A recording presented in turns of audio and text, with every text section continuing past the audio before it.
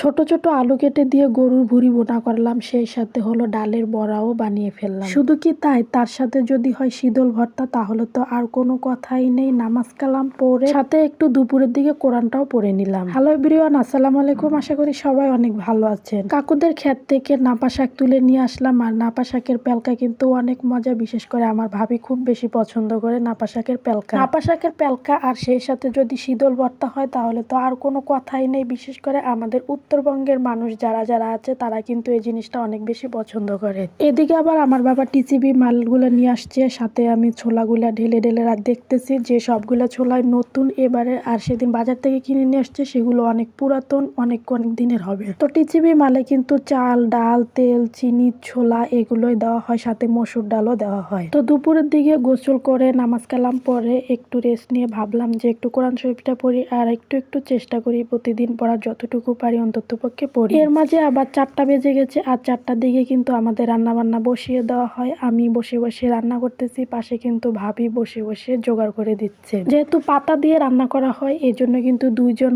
লাগে। একজনের বসে বসে চুলায় জাল দিলে আর অন্যজন যদি পাশ থেকে জোগাড় করে দেয় তাহলে রান্নাটা খুব তাড়াতাড়ি হয়ে যায়। আমি কিন্তু এখন ডালের বড়াগুলা বানায় ফেলতেছি, আর পাশে কিন্তু আমার ভাবি আমাকে ম্যানেজ করে দিচ্ছে যেটা যেটা করা লাগে।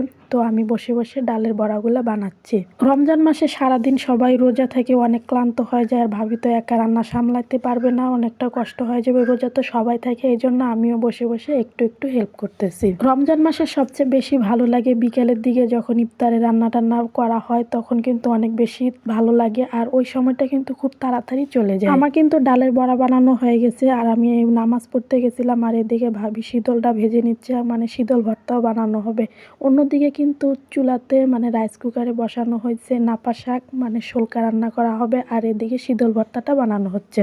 তো আমি এদিক থেকে শীতল ভর্তাটা বানিয়ে ফেলতেছি, অন্যদিকে ভাবি আবার গরুর ভুঁড়িটা রান্না করে ফেলতেছে। গরুর ভুঁড়ির সাথে ছোট ছোট আলু কেটে দিলে কিন্তু অনেক ভালো লাগে, তবে আমাদের বাড়িতে আলু আবার সবাই খুব বেশি পছন্দ করে না। বিশেষ করে আমার বাবা মা এত বেশি পছন্দ করে না, আমাদের জন্য অল্প একটু করে আলু দিয়ে দিলাম। আমার সবচেয়ে পছন্দের জিনিস হলো গরুর ভুঁড়ি। গরুর ভুঁড়ি আমার খুব বেশি পছন্দ, তবে রমজান মাসে গরুর ভুঁড়ি খেলে অনেকটা পানির পিপাসা লাগে দিনের বেলা, এই জন্য কিন্তু এতটা খাওয়া হয় না, তবে আজকে রান্না করা হচ্ছে। তো ভাবি আবার ছোট ছোট করে আলু কেটে দিল। গরুর ভুঁড়ির সাথে কিন্তু আলু বেশ ভালোই জমে, তাই না? আমাদের রান্না কিন্তু অলরেডি অনেকটাই শেষের দিকে, আর বেশি কিছু রান্না নেই। আমাদের গরুর ভুঁড়িটা রান্না হয়ে গেলে, সাথে ছোলাটা সিদ্ধ হয়ে গেলে আর কোনো রান্না নেই, তাহলে আমাদের আজকের জন্য রান্না শেষ। অলমোস্ট কিন্তু আমাদের রান্না অনেকটাই কমপ্লিট হয়ে গেছে, এখন শুধু ছোলাটা একটু ভেজে নিলে হয়ে যাবে। তো আজকের মতো এখানেই বিদায় নিচ্ছি, দেখা হচ্ছে আপনাদের সাথে নতুন কোনো ভিডিওতে। আল্লাহ হাফেজ।